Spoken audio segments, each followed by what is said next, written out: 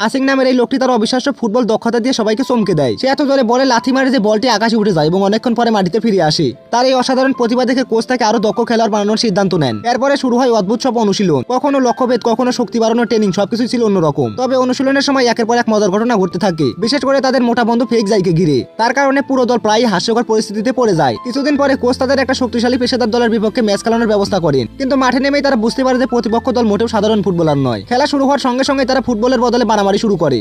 লাতি ঘুষি আর নোংরা কৌশলে আসিং এর দলের সবাইকে আহত করে ফেলে। একে একে সবাই মাটিতে লুটিয়ে পড়ে এবং দলের মনোবল সম্পূর্ণ ভেঙে যায়। প্রতিপক্ষ তাদের অপমান করতে শুরু করলে পরিস্থিতি আরো খারাপ হয়ে ওঠে। ঠিক সেই সময় আসিং উপলব্ধি করে যে তারা নিজেদের আসল পরিচয় ভুলে গেছে। তারা সবাই একসময় শাওলিন কুংফুর প্রশিক্ষণপ্রাপ্ত যোদ্ধা ছিল। অপমান আর পরাজয়ের মুহূর্তে তাদের সুপ্ত শক্তি আবারও জেগে ওঠে। মুহূর্তের মধ্যে পুরো দলের চেহারা ও আত্মবিশ্বাস বদলে যায়। এরপর তারা ফুটবলের সঙ্গে কুংফুর অসাধারণ সমন্বয় দেখাতে শুরু করে। কেউ মাথা দিয়ে অবিশ্বাস্য কৌশল দেখায়, কেউ আবার বাতাসে উড়ে শট দেয়, আবার কেউ নিজের শক্ত শরীর দিয়ে প্রতিপক্ষের আক্রমণ থামিয়ে দেয়। গোলকিপারও একের পর এক অসম্ভব সেভ করে সবাইকে অবাক করে দেয়।